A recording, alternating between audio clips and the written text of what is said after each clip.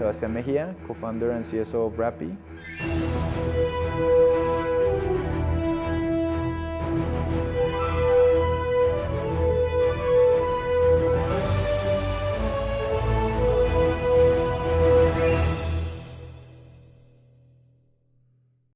I think it was always a bit of a calling for me. I always wanted to do something different and unique, and I always saw it as a way of pursuing my purpose in life was to do different things. At the moment, I didn't know what that meant. I was the son of entrepreneurs, and that's what I always saw.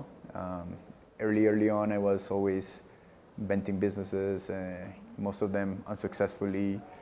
Going through a lot of challenges. I always saw my friends, going through after you graduate and then you start going to university.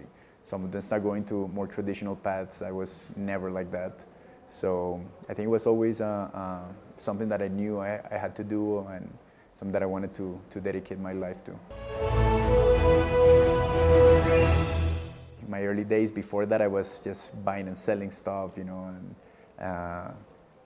building little restaurants and stuff like that, and I was always trying to learn, what it was that I wanted to do. And I think I always give that advice to my little brother, who was 16 years old. I told him, it's normal that you don't know what to do. The important thing is to just try a lot of stuff until you're gonna find exactly what it is. I was fortunate because I lost my father when I was 21. And I had a mother who was always extremely supportive, and at moments I was doing things that everyone thought, this guy is crazy, he has no idea what he's doing, he's completely lost, he doesn't have a career, my mother was like, let him, he's gonna find a way, and I think that was very important. Then, when deciding what to do or what businesses to pursue or what career path to pursue, I think some people are going to give you, again, advices, but you listen to them.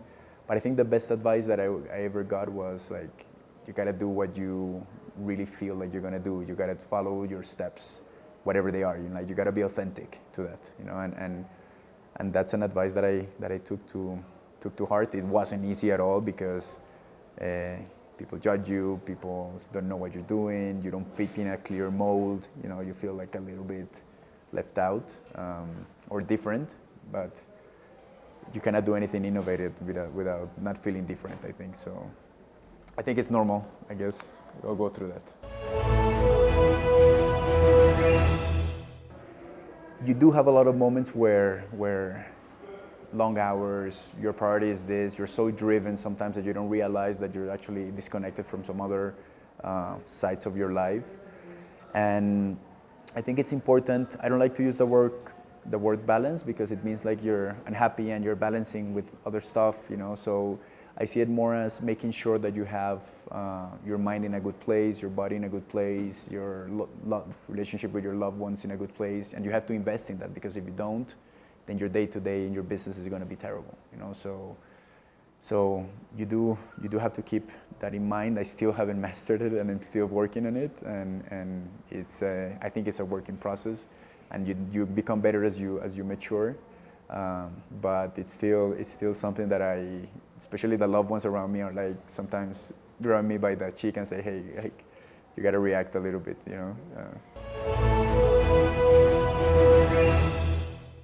And then some tools like meditation, for example, I highly recommend it. I do it every day, and I've been doing it for the last 6 years. It's 20 minutes, and the way I explain it to some of the people in the company, and especially the techie ones, is imagine you're a computer, and you're overheating, because of the processing capacity. You just unplug it, and you plug it back again, and it restarts, and it cools down. That's in essence that's what it is. So it's nothing spiritual or shamanic or stuff. It's much more a healthy tool for your mind, and it helps you think better, it helps you carry stress better, it helps you be less emotional, it helps you be more creative. So I think it's a great tool. I have always great mentors, and I've had the fortune of learning with people that were very inspirational. Many of them are very close friends of mine, and I ask for advice on a personal level, like the question that you asked me about how you balance life or how you keep a healthy relationship with your loved ones. It's something that I ask him.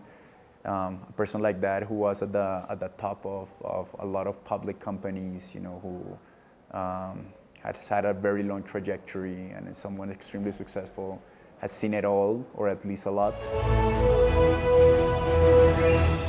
We have a great support from our investors, extremely experienced people that trust us a lot, that have seen many of the challenges, that have been entrepreneurs as well, so they know how painful it can be and how hard it can be, and it's always good to have a conversation with them openly about challenges that you face in your business. So I can think of many examples, personal examples, strategic challenges, how to solve them, operational challenges, how to solve them, basically the day-to-day of building a business. I go to them a lot.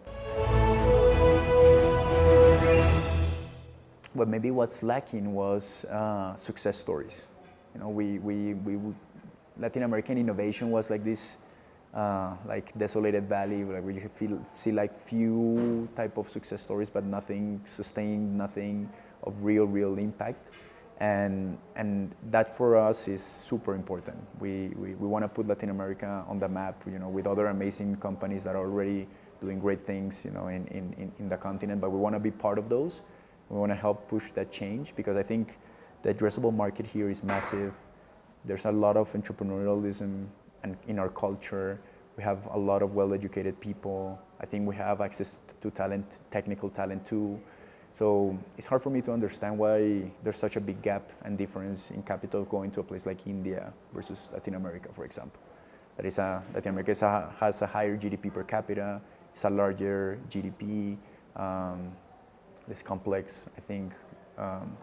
So I think what's missing is success stories and proving that there's no paradigms, that that you can change that, that you can aim higher, that you can aim bigger. So when you ask me about what I think it's lacking or what I think Latin entrepreneurs need, is actually to have that type of vision, of we can create something innovative, we can create something unique, we don't need to copy, we can create really large businesses, we can transform the company together. So it's changing the mentality, I think, and thinking regionally as well. It's really important. I think if you want to have a real large business in Latin America, I think it's important to have a regional presence.